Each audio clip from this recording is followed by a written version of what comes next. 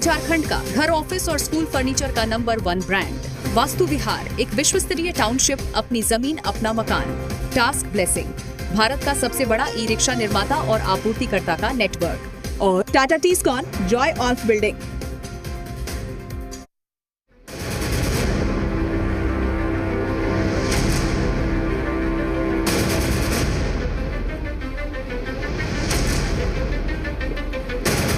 नमस्कार, स्वागत है आपका बात बेबाक में। आपके साथ मैं हूं अभिषेक कात्यायन। बिहार विधानसभा चुनाव को लेकर एनडीए या महागठबंधन, दोनों जगह पर इस वक्त असमंजस की स्थिति है। सीट शेयरिंग को लेकर कल भी हमने 24 घंटे पहले हमने इस बारे में बात की थी कि सीट शेयरिंग अब तक दोनों गठबंधन में कहीं नहीं हुआ है, और 24 घंटे बाद आज भी जब हम बात करने आए हैं तो अब तक कहीं भी स्थिति स्पष्ट नहीं है कि आखिर होने क्या वाला है। दोनों गठबंधन की अगर स्थिति देखें तो सारी चीजें एक साथ चल रही हैं।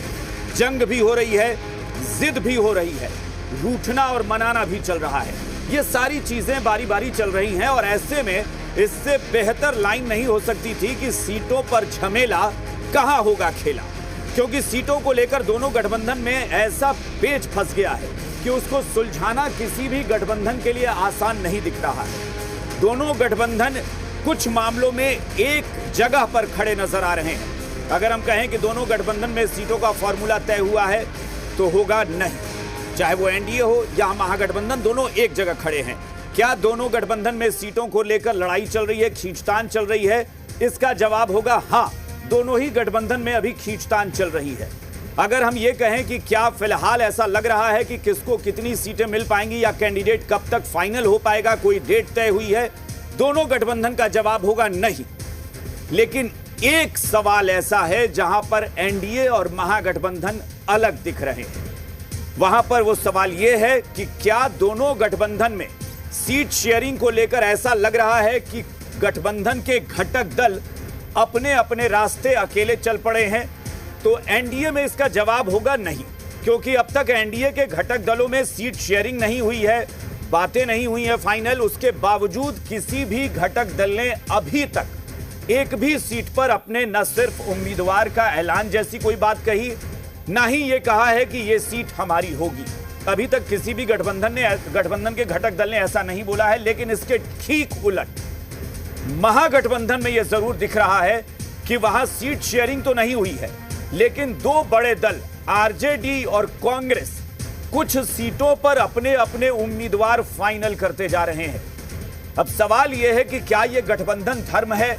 जहां सीटों पर समझौता नहीं हुआ, वहां पहले खबर आई कि आरजेडी ने लगभग 50 उम्मीदवारों को कह दिया कि आप मैदान में जाइए और तैयारी करिए, और यह बात तो पहले खबरों से आई थी। आज तो यह भी तय हो गया कि आरजेडी ने कहलगांव जो कि कांग्रेस का वहां पर पारंपरिक सीट वो रही है, वहां पर आरजेडी ने अपने तेजस्वी यादव ने जाकर वहां पर प्रचार कर दिया, जनसभा कर दी, और रजनीश यादव के नाम के कैंडिडेट हैं उनको वोट देने की अपील भी कर दी लोगों से।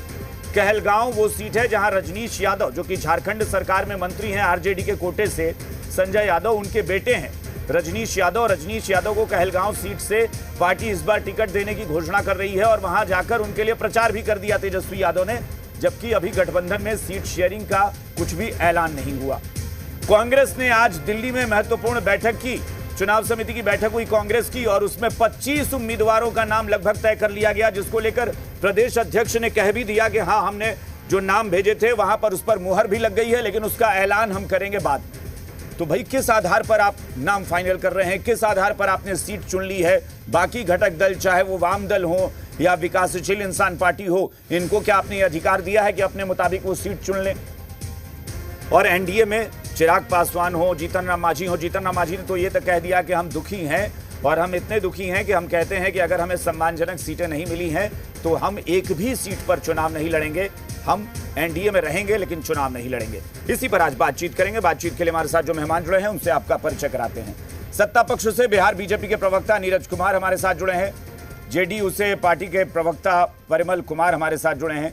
विपक्ष से आरजेडी के प्रवक्ता दिनेश पाल हैं। बिहार कांग्रेस के प्रवक्ता शिशिर कोंडियाल हैं, और इसके अलावा विकासशील इंसान पार्टी के प्रवक्ता नीलाभ शाही जुड़े हैं। राजनीतिक विश्लेषक के तौर पर डॉक्टर संजय कुमार हमारे साथ हैं। आप सबका बहुत बहुत स्वागत इस चर्चा में। नीरज जी, शुरुआत आपसे करते हैं।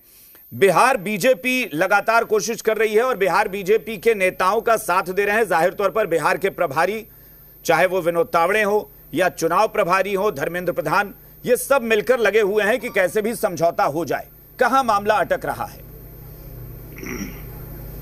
देखिए, एनडीए में विवेक जी कहीं मामला अटका हुआ नहीं है। आप मेरा सारा नाम बार बार मामला सुलझा हुआ मुझे है। लगता है बातचीत, सॉरी सर, ये बातचीत अभी अंतिम दौर में चल रहा है। अंतिम दौर में चल रहा है और कल तक खुशखबरी सुनने को मिलेगी। एनडीए के पांचों घटक दल बड़ी मजबूती के साथ, एक पांडव जिस तरह से महाभारत के रण में चुनाव में उतरे थे, उसी ताकत और मजबूती के साथ चुनाव में हम लोग उतरेंगे। और सारे दल, क्योंकि हम लोगों का लक्ष्य बड़ा पवित्र है, लक्ष्य बड़ा नेक है। हम लोगों का लक्ष्य मुख्यमंत्री बनना या डिप्टी सीएम बनने का नहीं है। हम लोगों का लक्ष्य है बिहार को विकसित राज्य बनाना। महाभारत कोई ग्रंथ कर दिया था क्या, बना लिया था क्या, कि जहां पर पांडव आपस में ही लड़ रहे थे? पांडव पांडव कहते हैं बार बार, पांडव बाद में जब लड़ने जाएंगे तब पांडव कहिएगा ना, अभी तो आपस में पहले समझौता कर लीजिए ना। नहीं, आपस में हमारा समझौता लगभग हो चुका, बातचीत अंतिम दौर में है। कल शाम तक आपको उम्मीद रखिए खुशखबरी मिल जाएगी और हम लोग पांचों बड़ी मजबूती के साथ चुनाव में उतरेंगे। हमारा महागठबंधन वाला हाल नहीं है तो जो महाविघटन के दौर से गुजर रहा है। नहीं, मांझी जी को आपने मना लिया है। मांझी जी तो कह रहे हैं कि हम चुनाव नहीं लड़ेंगे। देखिए, महागठबंधन की एक मर्यादा होती है और सभी दल, एनडीए के सभी घटक दल एक जिम्मेदार दल हैं। उनको पता है कि सबको 100% संतुष्ट किया नहीं जा सकता, लेकिन महागठबंधन की अपनी सीमाएं हैं, अपनी मर्यादाएं हैं। महागठबंधन की है कि बार बार नीरज जी आप कहां हैं? नीरज जी आप कहां हैं? आप बार बार महागठबंधन बोले जा रहे हैं। महागठबंधन की मर्यादा आप क्यों तय कर रहे हैं? आप महागठबंधन की मर्यादाएं हैं सबको ये आप एनडीए की बात कर रहे हैं कि महागठबंधन? नहीं, गठबंधन की अरे भाई, आप बार बार महागठबंधन बोल रहे हैं। नीरज जी आप पहले ही गेंद में अगर मतलब हिट विकेट खुद हो जाएंगे। नहीं, गठबंधन की मर्यादाएं हैं और उस मर्यादा को सभी दल के लोग जानते हैं और सभी उसका पालन करेंगे, चाहे वो बीजेपी हो, जेडीयू हो, लोजपा आर हो, हम हो, उपेंद्र कुशवाहा जी की पार्टी हो, सभी इसका पालन करेंगे और सभी के साथ सम्मान पूर्वक। मैंने आपसे सवाल सीधा पूछा था, क्या जीतन राम मांझी को मना लिया गया है? हाँ या ना में इसका जवाब आप दे सकते हैं। बिल्कुल, जीतन राम मांझी रूठे ही कब थे कि उनको मना लिया जाएगा? वो तो कभी रूठे ही नहीं। अब ये बताना पड़ेगा। तो जीतन राम मांझी का बयान वो खुशी आया था, जिसमें उन्होंने कहा था कि मैं बहुत दुखी हूं, मैं सीट पर हुए समझौते से खुश नहीं हूं और मुझे लगता है कि हमें सम्मानजनक सीटें नहीं मिली तो हम चुनाव नहीं लड़ेंगे। ये खुशी बयान दिया गया था। दिवाली के दिए जला रहे थे और बयान हर पार्टी की इच्छा हो, हर पार्टी की इच्छा होती है कि उस पार्टी का विस्तार हो, पार्टी उसकी आगे बढ़े और ये होना भी चाहिए। राजनीति में ये सही भी है, लेकिन मैंने कहा कि गठबंधन की एक मर्यादा होती है। जब हम लोग अलग अलग चुनाव नहीं लड़ रहे, साथ मिलकर लड़ रहे हैं, तो सबके सम्मान का ख्याल रखते हुए उस तरह से अंतिम दिन तक हम लोग पहुंचेंगे और जो कि बिहार के लिए लाभकारी होगा। दिनेश पाल जी, आप महागठबंधन के बारे में जरा बताइए कि ये कौन सा गठबंधन है और ये कौन सा गठबंधन धर्म है जो ये इजाजत देता है कि सीटों पर समझौता नहीं हुआ, लेकिन अपने अपने उम्मीदवार हम बता रहे हैं कि हमारे ये इतने सीट पर हमने उम्मीदवार तय कर दिए हैं।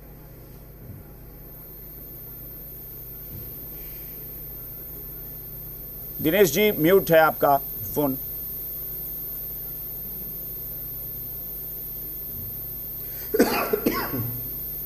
दिनेश जी, हमारा हो गया था, ऐसा नहीं हुआ है। अगर आप ये जो बात कर रहे हैं टिकट के उम्मीदवार की जो बिना गठबंधन ने बिना तय किए, तो यह नीतीश जी से पूछना चाहिए कि बक्सर जिला में सम्राट चौधरी के सामने आज से लगभग 1 महीना पहले राजपुर में अपने प्रत्याशी की घोषणा कर दिए थे और भाजपा के ही नेता ने चंपारण में संभवतः मंगल पांडे ही थे, वो अपने पार्टी के कैंडिडेट की घोषणा मंच से कर दिए थे। यह एनडीए को बताना चाहिए। हमारे महागठबंधन की बैठक लगभग जो बातचीत है लगभग अंतिम स्टेज में है। सीटों की बात थोड़ी बहुत कुछ बची है जो आज नई घोषणा हो पाई, बातचीत चल रही है। और हम आपको बता दें कि पिछली बार भी इसके विधानसभा चुनाव में आपने सीटों पर समझौता सार्वजनिक अभी किया है? नहीं, देखिए हमारे नेता बार पहले भी कहते रहे हैं कि हम सामूहिक रूप से प्रेस कॉन्फ्रेंस करके सीट शेयरिंग और उम्मीदवारों का ऐलान करने के बाद करेंगे। के लोग बैठेंगे। उम्मीदवारों का ऐलान करने के बाद करेंगे। उम्मीदवारों का ऐलान अभी उम्मीदवारों की अभी कोई सूची नहीं आई है सामने, कहीं जो भी उम्मीदवारों घूम की रहा है सूची। वो अरे भाई, तो कर दी है। किस आधार पर तेजस्वी यादव ने कहलगांव में जनसभा कर दी रजनीश यादव के पक्ष में? किस आधार पर कांग्रेस के प्रदेश अध्यक्ष ने आज ये बयान दे दिया कि हमारी केंद्रीय चुनाव समिति ने मुहर लगा दी है उस सूची पर, 25 के करीब उम्मीदवारों का नाम हमने फाइनल कर दिया है? किस आधार पर यह बयान आए हैं? देखिए, वो तो भाजपा का भी आप सुने होंगे 110 नाम भेज दिया गया। ठीक है ना, भाजपा से पूछ लेंगे ना, पहले आप जरा आरजेडी और कांग्रेस का बता दीजिए ना मुझे। देखिए, हर पार्टी अपने अंदर इंटरनल उम्मीदवारों की बातचीत कर रहे, चयन कर रहे कितने सीटों के उम्मीदवार आएंगे। किस आधार पर यह अधिकार आपने गठबंधन में किस किस दल को दिया है, मुझे बताइए ना जरा, किस आधार पर? सभी, देखिए, सब पार्टियां अपने अपने कैंडिडेटों के, अपने कार्यकर्ताओं से, अपने पदाधिकारियों से बातचीत कर रही हैं। आपने सीटें बांटी, सीट अगर बांटी ही ली होती आपने, तब तो समझौता ही हो गया होता दिनेश जी। भाई, समझौता नहीं होने का मतलब ही है ना कि अभी तय नहीं है कि कहां कौन लड़ेगा और कितनी सीटों पर लड़ेगा। समझौता नहीं, ऐसा नहीं, देखिए समझौता नहीं, ऐसा नहीं है। हम बोले ना, आखिरी स्टेज में कुछ थोड़ी बहुत बात बची है, वो लगभग घोषित हो जाएगी। और हम जितने अगर आप 200 सीटों पर भी, आप 200 सीटों का अगर आप कर चुके थे तो आप कह देते कि 200 में से इतनी सीटें इनको मिल रही हैं फिलहाल। नहीं, मैं कैसे कर ये आप बिल्कुल दिनेश जी, आप सही कह रहे हैं कि कैसे कह देते, क्योंकि लोकसभा चुनाव में भी आरजेडी ने यही किया था ना, विधानसभा में तो करेंगे ही। आपने बिना समझौते के सिंबल बांटा था लोकसभा चुनाव में, कौन नहीं जानता, और एक नहीं 1 दर्जन से ज्यादा। कहीं किसी का ऑब्जेक्शन था, कोई शिकायत थी, समझौता के साथ ही हुई थी, और 3 सीट बाद में मुकेश सहनी जी को दिया गया, जो राजद की कोटे 26 सीट में से 3 अपने सीट। ख्यालों में रहिए, ख्यालों में रहिए। कांग्रेस का आधिकारिक बयान था कि आरजेडी जो कर रही है वो गठबंधन धर्म का पालन नहीं है। इस पर हमने डिबेट भी किया था लोकसभा चुनाव के समय। कांग्रेस का बयान था कि गठबंधन धर्म का पालन आरजेडी नहीं कर रही। अभिषेक जी बात पूरा सुन लीजिए, पहले बात तो रख लेने दीजिए, बात तो सुन लीजिए पहले। एक तरफ हमारे गठबंधन में, महागठबंधन का कोई भी दल, 8 हमारे पास हमारे गठबंधन घटक दल हैं, 8 में से कोई बता दीजिए जो कह दिया होगा फायदा महसूस कर रहा है, असंतोष है, हमको आपका नेटवर्क, चलिए आप जहां पर आप हैं वहां से नेटवर्क का बड़ा इशू है, तो आपकी आवाज बीच बीच में कट रही है। मैं एक बार विकासशील इंसान पार्टी की तरफ पहले जा रहा हूं, हमारे साथ नीलाभ जी जुड़े हुए हैं। नीलाभ जी, एक बात बताइए मुझे, नीलाभ जी की ये अधिकार क्या विकासशील इंसान पार्टी को दिया गया है? मुकेश सहनी रोज रोज दावा कर रहे हैं कि अब तो ये कहने लगे, पहले तो 50+ कह रहे थे, गनीमत है कि अब 14 पर भी आ गए हैं कि 14 मिले या 44 मिले, लेकिन डिप्टी सीएम हम ही बनेंगे, मतलब 14 पर भी राजी हैं मुकेश सहनी। अब 14 पर राजी हैं तो 10 पर भी राजी हो जाएं, कौन जाने। खैर, सवाल यही है कि अब सीटों पर समझौते के लिए तैयार हैं, डिप्टी सीएम पर समझौते के लिए तैयार नहीं है, और गठबंधन में कोई पूछ नहीं रहा। अभिषेक जी, हाँ अभिषेक जी, आपने 14 और 44 की बात की है, तो आप 14 ही क्यों गिन रहे हैं? 44 गिनिए। हम लोग तो गठबंधन के एक मजबूत साथी है। पूरे बिहार में जब जातीय जनगणना हुई, उसमें निषाद मल्लाह समाज के सभी उपजातियों को कुल मिलाकर 10% के आसपास आबादी है।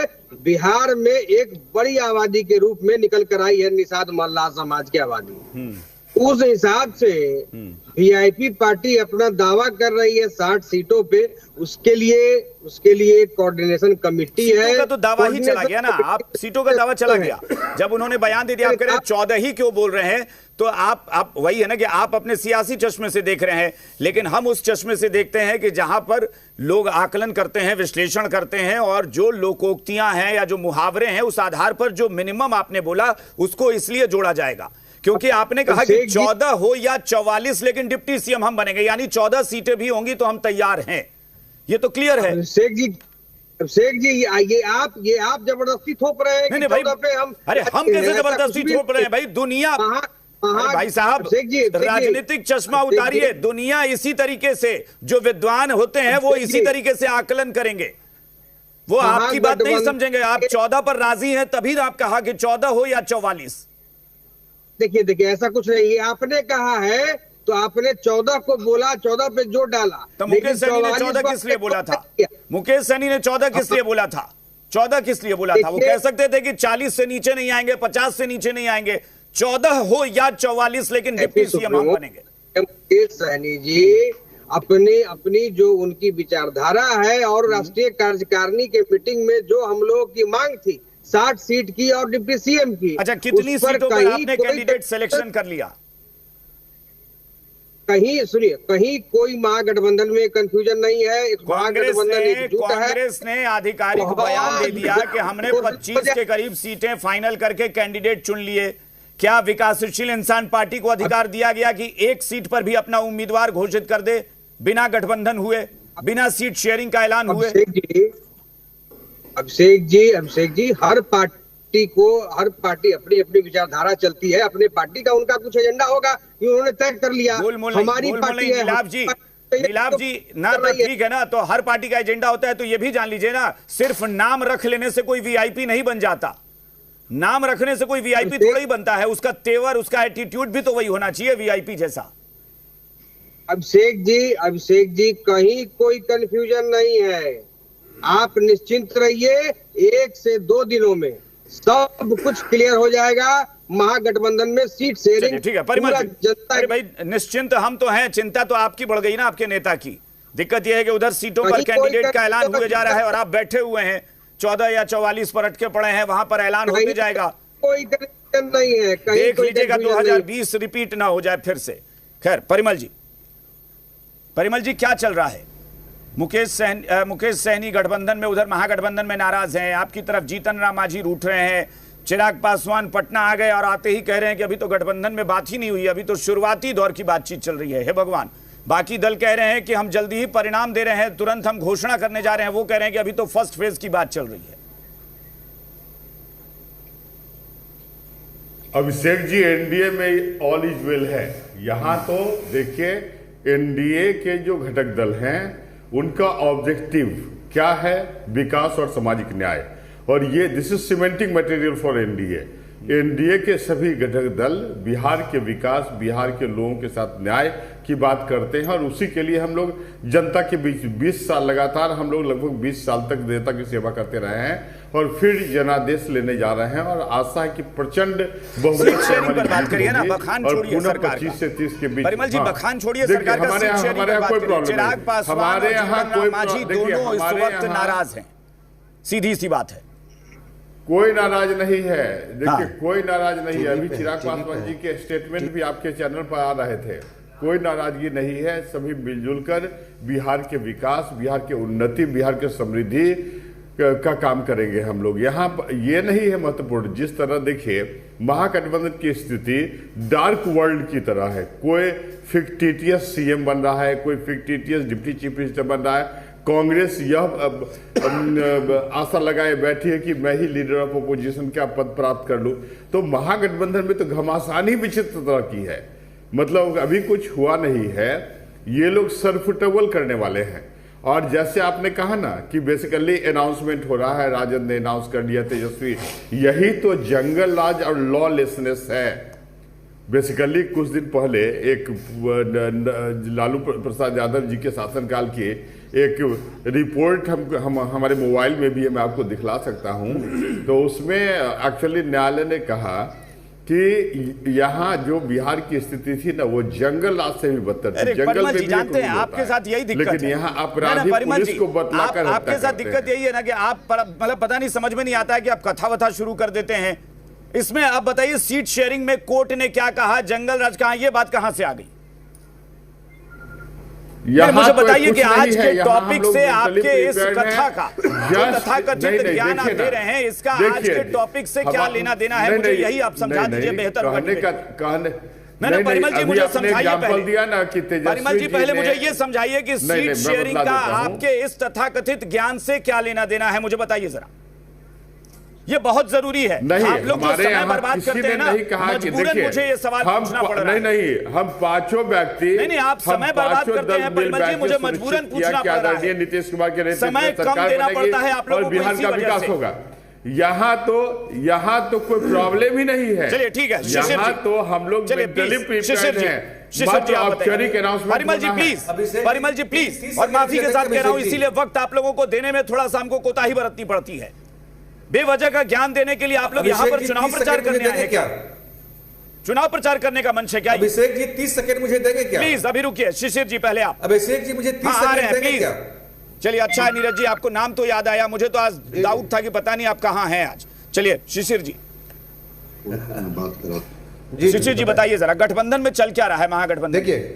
देखिए अभिषेक जी, क्या है कि मैं आपको स्पष्ट कर दूं कि महागठबंधन की जो स्थिति है अभी के दौर में, आपको एक भी एलआई पार्टनर जो महागठबंधन के हैं वो कहीं से भी मीडिया में आकर के जिस प्रकार से एनडीए के घटक दल बयान दे रहे हैं, आपको बयान देते नहीं मिलेंगे।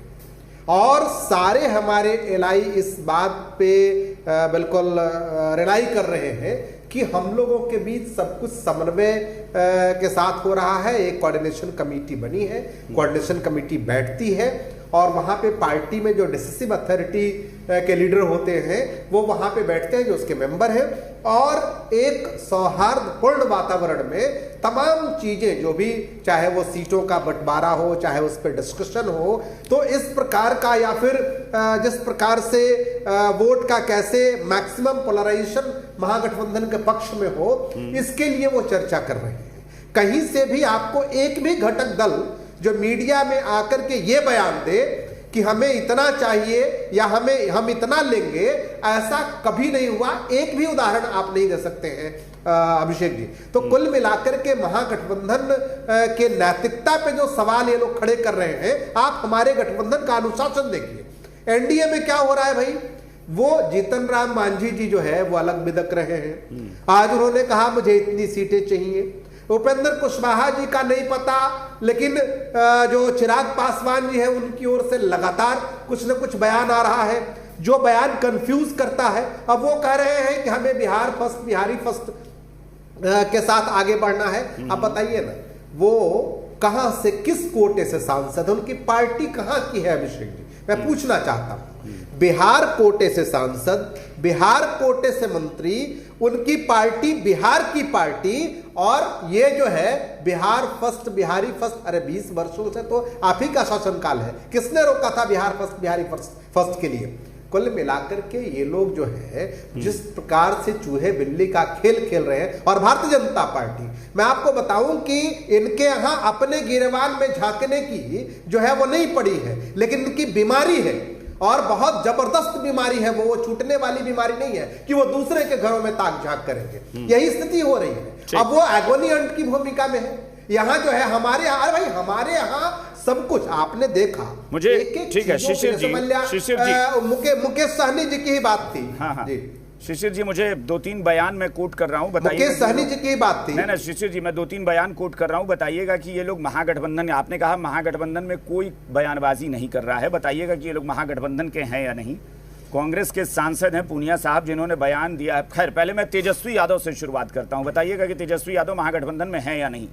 तेजस्वी यादव ने कल और परसों ये बयान दिया है कि मैं सीएम बनूंगा, मेरे साथ बिहार की जनता सीएम बनेगी।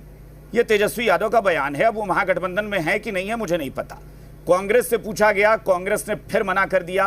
कांग्रेस के सांसद पूनिया साहब ने तो आज ये तक कह दिया कि नहीं, कांग्रेस कभी नहीं करती है, और भविष्य का भी उन्होंने बता दिया कि कांग्रेस इस चुनाव में करेगी भी नहीं ऐलान। चुनाव के बाद ही तय होगा कि सीएम या डिप्टी सीएम कौन होगा।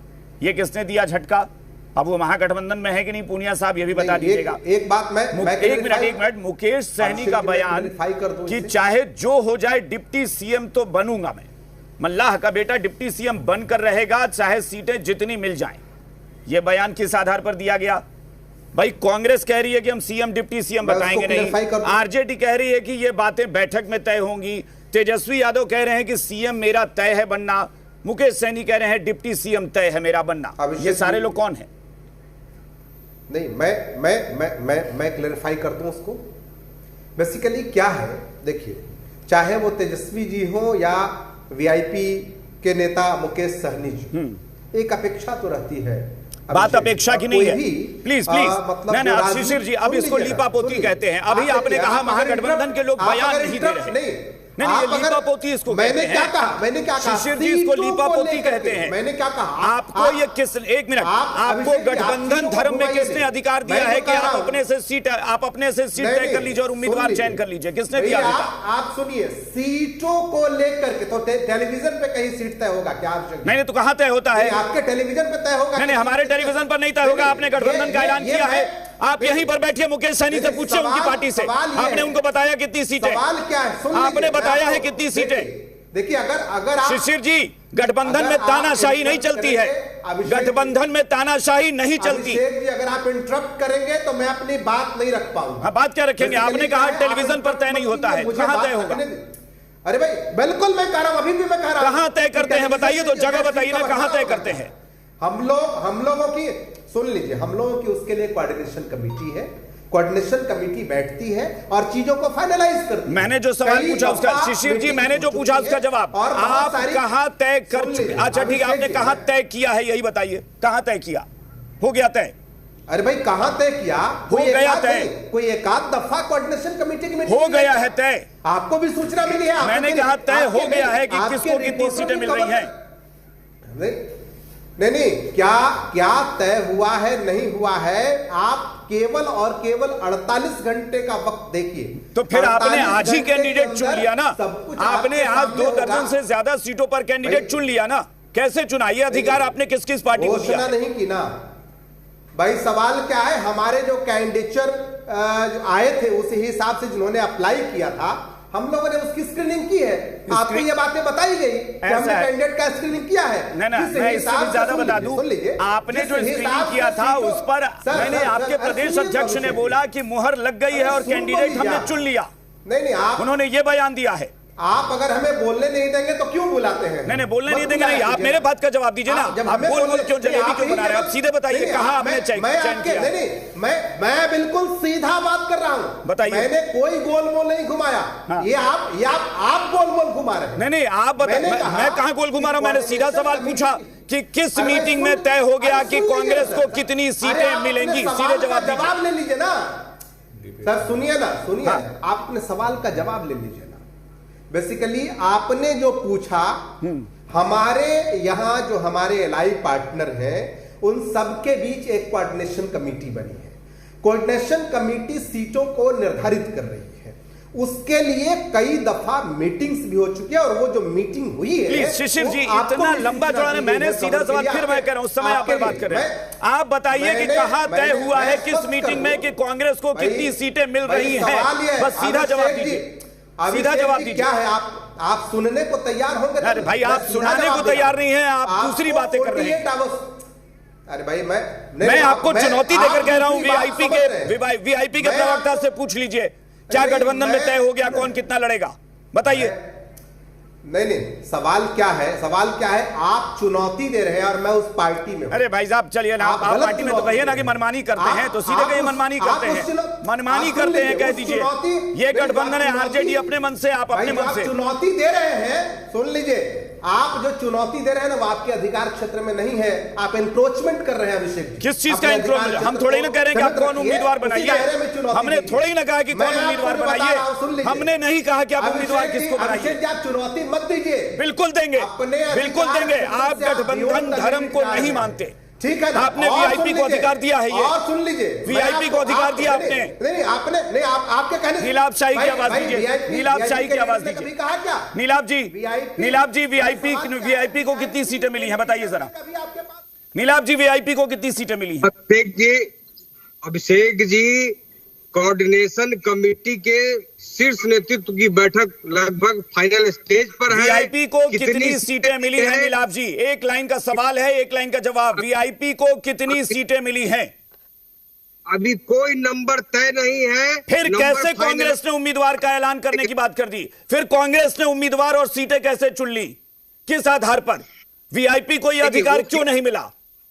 देखिए, कांग्रेस किस आधार पे अपने प्रत्याशियों की घोषणा की है या उनकी लिस्ट जारी की है, तो ये तो हमारे अधिकार क्षेत्र में नहीं आता है। Exactly. आप से पूछिए। तो ये जो अभी शिशिर जी और यहाँ दिनेश पाल जी जो बखान कर रहे हैं अपनी अपनी पार्टी का, ये कौन सा गठबंधन धर्म है भाई?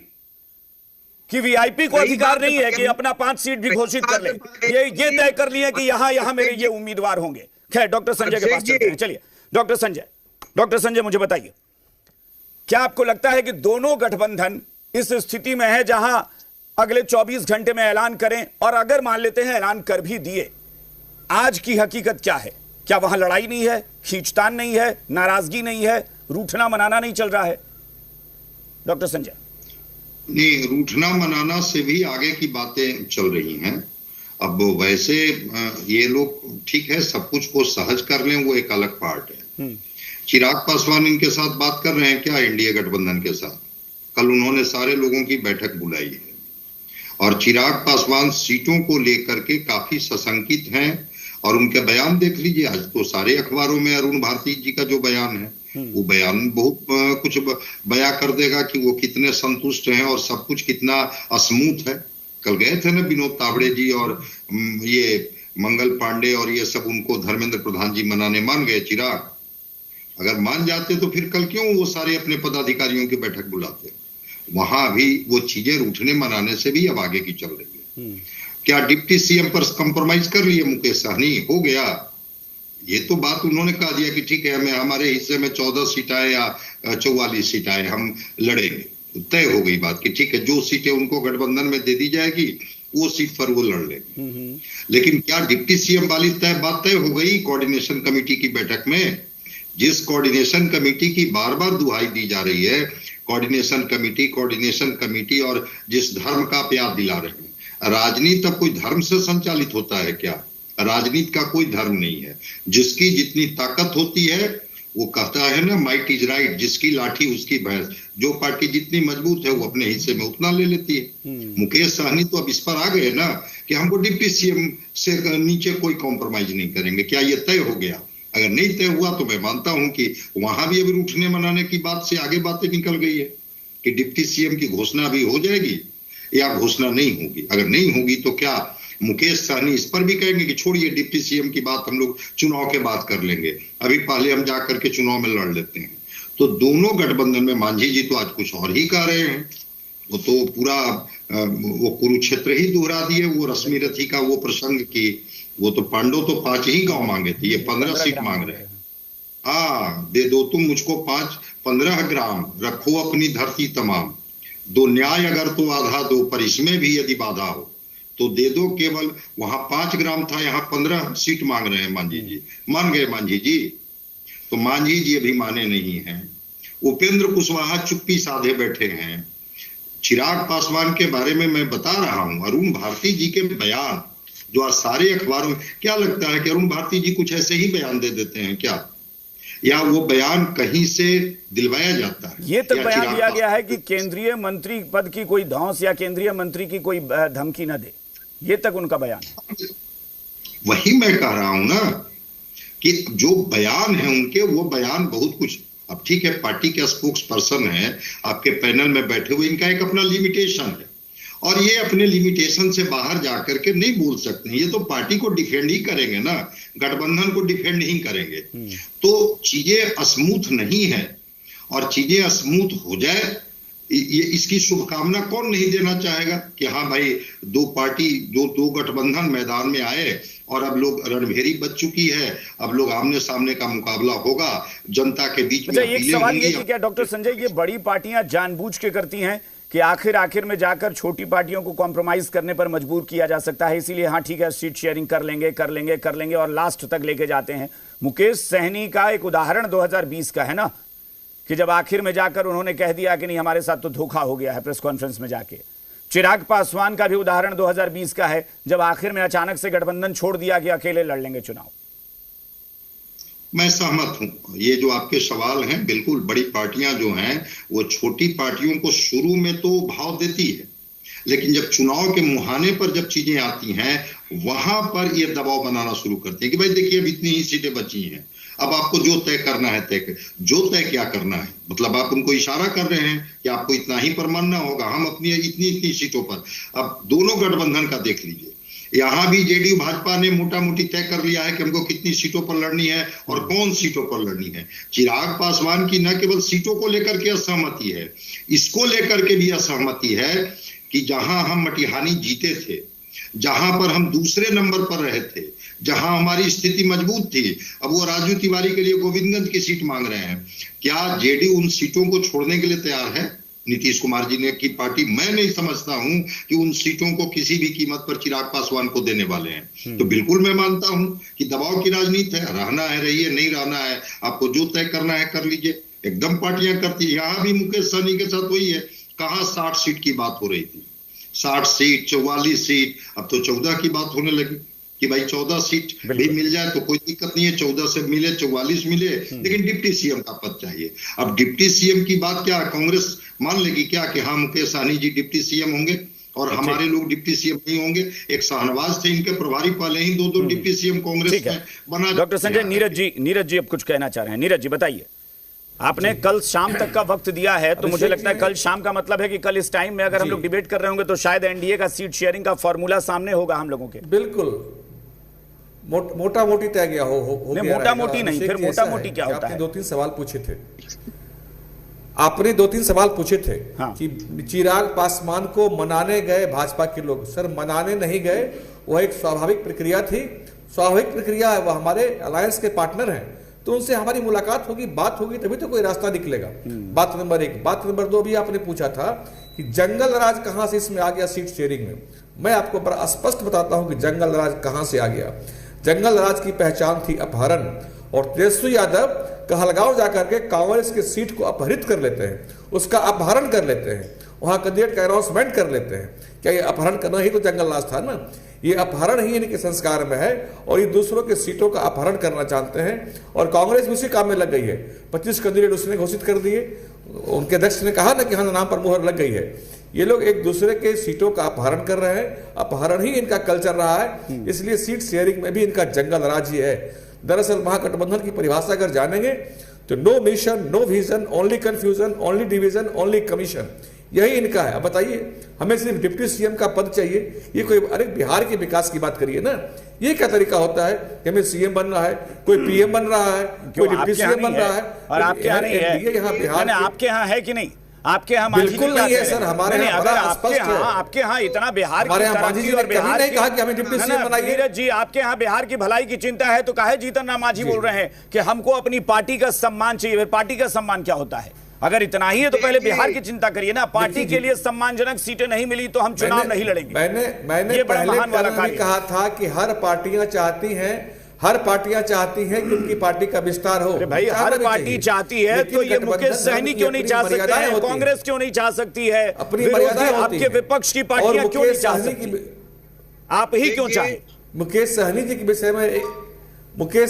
विषय में एक बात मैं बता दूं कि जब महाभारत की लड़ाई हुई थी तो पांडव थे, कर्ण लड़ रहे थे कौरवों की तरफ से, और इस महाभारत में जो होने वाला है 2025 आम चुनाव, हो सकता है दिनेश जी कुछ कहना चाहेंगे? दिनेश जी यह खेला भी दे, दिनेश जी बताइए, आप बताइए। ये नीरज जी तो दावा कर रहे हैं कि कल तक हम लोग एनडीए का फॉर्मूला लेकर बैठेंगे, उस पर चर्चा हो रही होगी।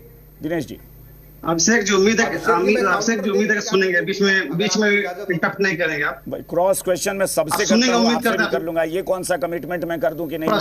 बोलिए ना, बिल्कुल आप थोड़ा बोलने भी नहीं दिया। पिछली बार आपने शुरू में बोलने भी नहीं दिया आपने। बताइए, आप नेटवर्क की इशू बता दिया आपने, जो भी हो।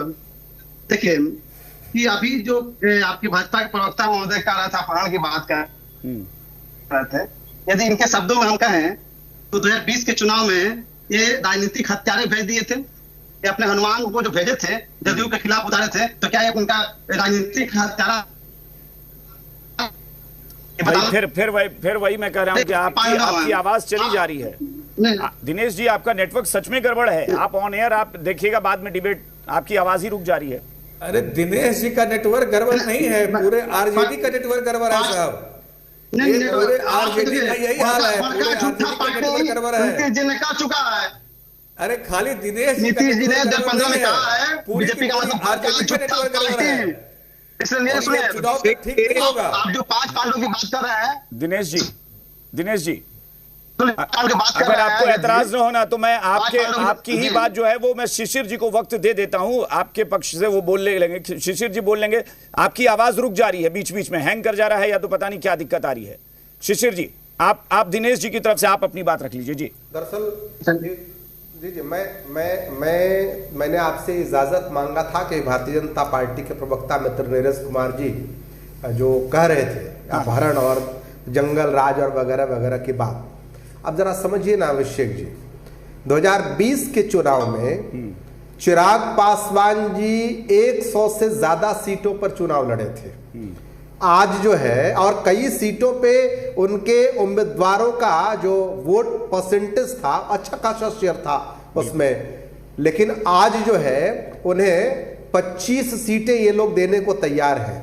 मैं पूछना चाहता हूं, सुन लीजिए, अरे भाई सुनिए तो, सुनिए 25 सीटें, अरे भाई मैं इंटरप्ट नहीं कर रहा था, सुन लीजिए, इसका सोर्स क्या है? नहीं सुन लीजिए, अभी सोर्स मीडिया बात कर रहे हैं, सोर्स मीडिया है, अखबारों में लिखा जा रहा है। तो मैं पूछना चाहता हूं कि ये किनके सीटों का अपहरण कर रहे हैं? चिराग पासवान के सीटों का क्या अपहरण कर रहे हैं? और दूसरी बात आपको मैं एक चीज और बताऊं अभिषेक जी, पॉलिटिकल इतिहास इस बात का है कि 2010 में नीतीश कुमार जी की सीटें जो है वो थी लगभग 115 के आसपास। 2015 आया तो नीतीश कुमार जी की सीटें रह गई 72, और जब 2020 आया तो भारतीय जनता पार्टी के कृपा से, जो चिराग पासवान जो नरेंद्र मोदी के हनुमान हैं, और उनकी कृपा से 40-41 पे सिमट करके जनता दल यूनाइटेड आ गई। और ये दूसरे के ऊपर तोहमत बढ़ रहे हैं कोई भूमिका नहीं, भारतीय जनता पार्टी को। भाई सवाल क्या है? नहीं तो मैं अगर कहानी है तो मैं एक सवाल पूछना चाहता हूँ। वो सवाल ये है कि केवल और केवल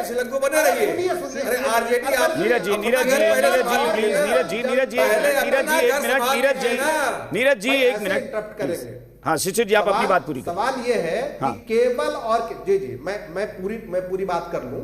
मैंने ये कहा कि अगर ये प्रोपेगेंडा है, झूठ है, फरेब है, अगर सब कुछ है, तो मैं जानना चाहता हूं प्रवक्ता बीजेपी से कि क्या चिराग पासवान जी केवल और केवल जेडीयू और जो दूसरे एलआई हैं एक्सेप्ट बीजेपी, उनके खिलाफ उम्मीदवार नहीं उतारे थे 2020 के चुनाव में? चलिए और अगर लेकिन आप मुकेश सैनी पर नहीं बोल पा रहे हैं। मैं एक बार परिमल जी की आवाज, परिमल जी पर एक मिनट प्लीज। हाँ ठीक है शिशिर जी हो गया, आप दूसरे के, आप सब लोग एक दूसरे के बारे में बोलिए, अपने बारे में कोई नहीं बोल पा रहा। परिमल जी इसका आंसर एक मिनट, नीरज जी प्लीज, सारा आंसर आपसे थोड़े ना लेंगे। परिमल जी हाँ आ रहे हैं, दिनेश जी फिर आ जाएंगे आपके पास। हाँ परिमल जी बोले अभिषेक जी। नहीं सीधे बताइए कि कब तक? देखिए कल तक 1 या 2 रोज में, और मैं आपको बता दूं कि what is the basic difference between NDA और महागठबंधन। 2010 याद कीजिए, जेडीयू जनता दल यूनाइटेड को 115 सीटें प्राप्त हुई थी।